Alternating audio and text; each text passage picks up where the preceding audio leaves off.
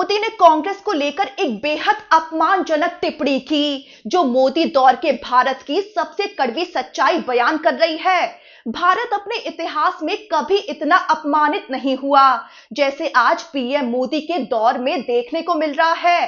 अंतर्राष्ट्रीय AI summit में Indian youth Congress ने शर्टलेस प्रोटेस्ट किया, तो अब पीएम मोदी ने बड़ी टिप्पणी कर दी। कांग्रेस को निशाने पर लेते हुए पीएम मोदी बोले कि देश तो जानता है कि आप पहले से ही नंगे हो, फिर कपड़े उतारने की क्या जरूरत थी। अब पीएम मोदी का ये बयान सिर्फ एक विरोध प्रदर्शन पर टिप्पणी नहीं है, बल्कि ये मोदी दौर के भारत की सबसे कड़वी सच्चाई को बयान करता है। ये वही भारत है जो कभी 200 साल की गुलामी, भयानक गरीबी और संसाधनों की कमी के बावजूद आत्मसम्मान के साथ खड़ा हुआ, जिसे कोई दुनिया भर में खुलकर अपमानित नहीं कर सका। लेकिन आज उसी भारत में सत्ता अंतर्राष्ट्रीय मंचों पर अपमान हो रही है, और बड़ी बात यह है कि सवाल पूछने वालों पर ही देशद्रोह के ठप्पे लगाए जा रहे हैं। खुलेआम सत्ता में बैठे लोग विपक्ष के लीडर राहुल गांधी को गोली मारने तक की धमकी तो दे देते हैं, लेकिन दोषी वो ठहराए जा रहे हैं जो सरकार के सामने सवाल खड़े कर रहे हैं। दरअसल संसद में विपक्ष की और मीडिया की आवाजें दबा दी जाती हैं, तो असहमति सड़कों पर उतरती है। सवाल सिर्फ एआई समिट में यूथ कांग्रेस के शर्टलेस प्रोटेस्ट का नहीं है। ये कड़वी सच्चाई सामने आ रही है कि आज के भारत में जो लोकतंत्र की सबसे बड़ी ताकत है, असहमति, वो सबसे बड़ा अपराध बनती जा रही है। दरअसल आज आजादी के 75 साल बाद भारत ऐसे दौर से गुजर रहा है जहां अपमान अंतर्राष्ट्रीय मंचों पर बार बार दोहराया जा रहा है, और ये दौर जुड़ा है प्रधानमंत्री नरेंद्र मोदी के कार्यकाल से। गुजरात के मुख्यमंत्री रहते हुए और फिर प्रधानमंत्री बनने से पहले नरेंद्र मोदी ने बड़े बड़े दावे किए थे कि भारत की अर्थव्यवस्था चीन और अमेरिका से आगे निकल जाएगी, सीमाओं पर कोई विवाद नहीं रहेगा और भारत की तूती पूरी दुनिया में बोलेगी। लेकिन 12 साल बाद हकीकत ये है कि मनमोहन सिंह के समय जो डॉलर 50 से 60 रुपए था, वो बढ़कर 92 से 93 रुपए तक पहुंच गया। चीन ने गलवान में हमला कर दिया, भारतीय सीमा के अंदर बस्तियां बना ली और भारत बस फ्लैग मीटिंग्स करता रह गया। इसी बीच अमेरिका के राष्ट्रपति डोनाल्ड ट्रंप ने खुले मंचों से भारत को बार बार अपमानित किया। कभी ये दावा कि उन्होंने भारत पाकिस्तान युद्ध रुकवाया, कभी ये कहना कि भारत वहीं से तेल खरीदेगा जहां अमेरिका चाहेगा, और फिर खुले मंचों से ये कहना कि अब अमेरिका भारत पर टैरिफ लगा रहा है।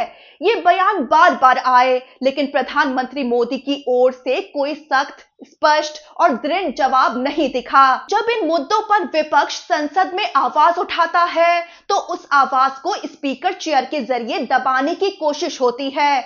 मीडिया का बड़ा हिस्सा सिर्फ सरकार का एजेंडा चलाता है। नतीजा ये है कि विरोध के लगभग सभी औपचारिक रास्ते बंद कर दिए गए हैं। मोदी सरकार ने विपक्ष और देश के संस्थानों के साथ क्या क्या किया है, उसे फ्रीडम हाउस रिपोर्ट 2025 से समझा जा सकता है।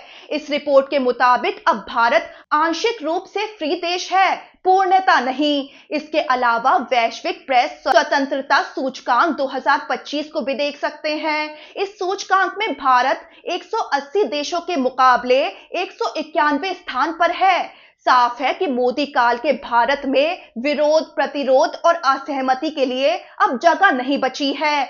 आज सरकार से असहमति को देशद्रोह की तरह पेश किया जा रहा है, जिससे भारत के लोकतंत्र पर बड़ी चोट लग रही है। यहीं से आता है दिल्ली में आयोजित अंतर्राष्ट्रीय एआई समिट के दौरान इंडियन यूथ कांग्रेस का शर्टलेस प्रोटेस्ट। परिसर के अंदर किए गए इस विरोध को सरकार, समर्थक, मीडिया देश की बदनामी बता रहे हैं। कहा जा रहा है कि विदेशी मेहमानों के सामने ऐसा करना भारत की साख गिराता है। लेकिन सवाल ये है, क्या लोकतांत्रिक विरोध सच में देश का अपमान होता है, या फिर दुनिया को ये बताने का तरीका कि भारत में लोकतंत्र मौजूद है और अब भी अधिनायकवाद के खिलाफ आवाजें जिंदा हैं। अब यहीं से मामला और राजनीतिक हो जाता है, जब पीएम मोदी खुद इस मुद्दे पर सामने आ जाते हैं और बेहद तीखे शब्दों में कांग्रेस पर हमला बोलते हैं।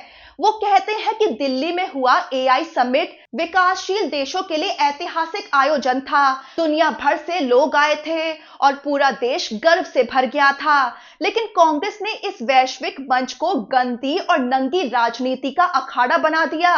कांग्रेस को लेकर पीएम मोदी आगे बोल पड़े कि देश तो जानता है कि आप पहले से नंगे हो, फिर कपड़े उतारने की जरूरत क्या थी। तो सत्ता पक्ष तो इस विरोध को अपमानजनक और देश विरोधी ठहरा रहा है।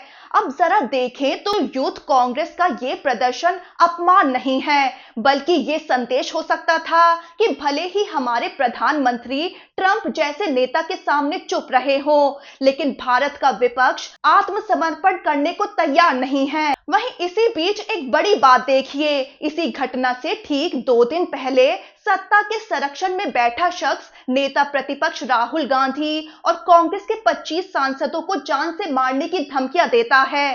तस्वीरें सामने आई जिससे दावे हुए कि वो लोकसभा अध्यक्ष ओम बिरला का करीबी है। उधर संसदीय कार्य मंत्री खुलेआम नेता प्रतिपक्ष राहुल गांधी को देश विरोधी बोलते हैं।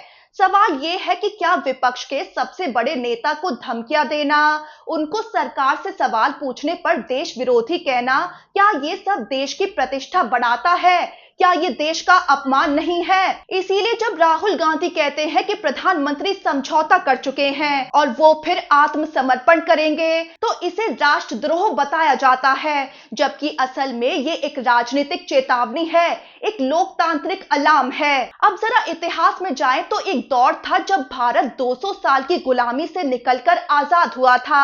एक ऐसा देश जिसके पास ना तो संसाधन थे, ना पैसा, ना मजबूत सेना, ना बड़े अस्पताल और ना ही विश्व स्तरीय शिक्षण संस्थाएं थे।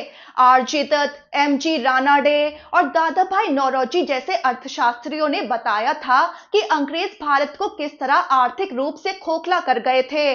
आजादी के वक्त भारत गरीबी, बीमारी और अशिक्षा से जूझ रहा था। इसके बावजूद पंडित जवाहरलाल नेहरू के नेतृत्व में इस देश ने IIT, AIIMS, IIM, DRDO, ISRO और भाभा एटॉमिक रिसर्च सेंटर जैसे संस्थान खड़े किए। संसाधनों की भारी कमी के बावजूद भारत ने 25 साल के अंदर 3 युद्ध लड़े, लेकिन तब भी भारत को कोई खुलेआम अपमानित नहीं कर सका। चीन से युद्ध हारने के बाद भी, अमेरिका से गेहूं मांगने की मजबूरी के दौर में भी, या हथियार खरीदने के लिए विदेशी ताकतों पर निर्भर रहने के समय भी भारत की राजनीतिक इच्छा शक्ति कमजोर नहीं पड़ी। अमेरिकी राष्ट्रपति निक्सन और उनके सलाहकार हेनरी किसिंजर ने अगर भारत को हल्के में लिया, तो उस वक्त की प्रधानमंत्री इंदिरा गांधी ने ऐसा जवाब दिया था कि आज भी अमेरिकी प्रशासन उस दौर को याद करता है। लेकिन आज स्थिति ये है कि देश अंतर्राष्ट्रीय मंचों पर बुरी तरह अपमान सह रहा है,